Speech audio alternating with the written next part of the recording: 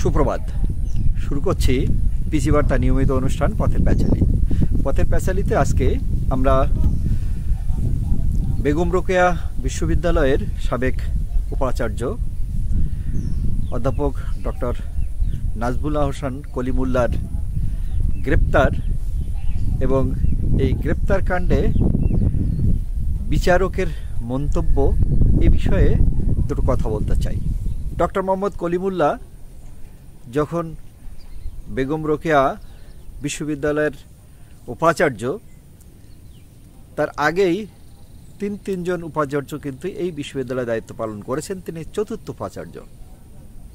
তিনি তার পূর্ণ মেয়াদে উপাচার্য দায়িত্ব তিনি পালন করেছেন। তার বিরুদ্ধে সে সময় ওই বিশ্ববিদ্যালয়ের কিছু শিক্ষক দুর্নীতি এবং অনিয়মের একটি শ্বেতপত্র প্রকাশ করে।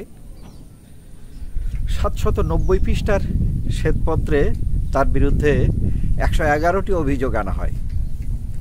কিন্তু এই অভিযোগগুলো যদি আমরা খতিয়ে দেখি তাহলে প্রত্যেকটা অভিযোগ থেকে তাকে অব্যাহতি দেওয়ার যথেষ্ট সুযোগ আছে।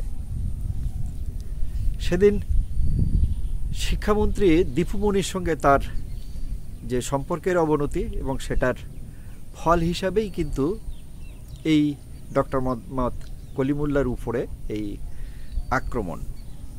আপনারা জানেন কলিমুল্লাহ তিনি পূর্ণ মেয়াদে উপাচার্য ছিলেন এবং দীপু মনিও কিন্তু পরবর্তীতে শিক্ষামন্ত্রীর দায়িত্ব থেকে সরিয়ে দেওয়া হয়েছিল। তারপর অনেকটা সময় পেরিয়েছে। উনি দায়িত্ব ছেড়েছেন 13 জুন 2021 সাল। এতগুলো বছর পরে আজকে বলা হচ্ছে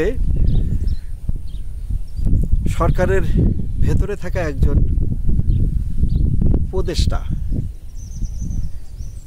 তার সাথে মতের অমিল এবং দৃষ্টিভঙ্গিগত কারণে অবস্থান তার পছন্দ হয়নি। তিনি কলিমুল্লার উপরে খড়গহস্ত হয়েছেন এবং গত 18 জুন কলিমুল্লার বিরুদ্ধে দুদকের একটি মামলা করা হয়েছে, যে মামলায় বেগম রোকেয়া বিশ্ববিদ্যালয়ের শেখ হাসিনা ছাত্রী হল এবং ডক্টর অজেদ রিসার্চ ইনস্টিটিউট সহ স্বাধীনতার যে স্মারক স্থাপনা, এই স্থাপনা নির্মাণে অনিয়মের কথা বলা হয়েছে। দরপত্র ঠিকঠাকভাবে দেয়া হয়নি, অথবা যারা ঠিকাদার তাদের অর্থ পাইয়ে দেওয়ার ক্ষেত্রে অনেক বেশি আগ্রহ দেখানো হয়েছে। নির্মাণের ক্ষেত্রে ইঞ্জিনিয়ারিং প্ল্যান যথাযথভাবে অনুসরণ করা হয়নি, এ ধরনের অভিযোগ নিয়ে আসা হয়েছে। এবং নিয়ে আসা হয়েছে যে ঠিকাদারি প্রতিষ্ঠান যে টাকা জমা রাখে নিরাপত্তা ইস্যুতে, যে টাকা এফডিআর করে ব্যাংকে রাখা হয়েছিল, ওই টাকার এগেনস্টে ওই ঠিকাদারি প্রতিষ্ঠান যে ঋণ চেয়েছিল, সেই ঋণ অনুমোদনের ক্ষেত্রে বিশ্ববিদ্যালয়ের পক্ষ থেকে একটি ছাড়পত্র দেওয়া হয়েছিল যে অভিযোগ নেই, দেয়া যেতে পারে।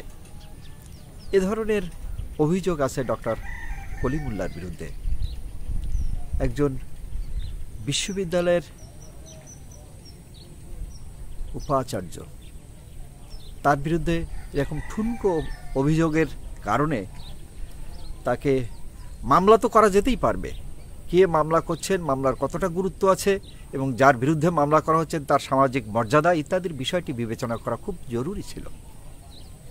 কিন্তু ডক্টর কলিমুল্লার ক্ষেত্রে সেই বিবেচনাটি করা হয়নি।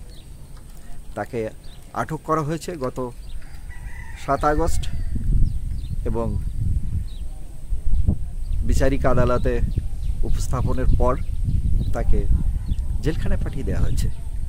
কিন্তু সবচেয়ে আশ্চর্যের বিষয় হচ্ছে জেলখানার পাঠানোর আগে বিচারক তার বিরুদ্ধে আনিত অভিযোগ এমনভাবে উপস্থাপন করেছিল যেটা আসলে বিচারিক শিষ্টাচার মানা হয়েছে কিনা এই বিষয়ে কিন্তু যথেষ্ট প্রশ্ন উঠেছে এবং তিনি আইনের ব্যত্যয় ঘটিয়েছে কিনা এই প্রশ্নও কিন্তু এসেছে।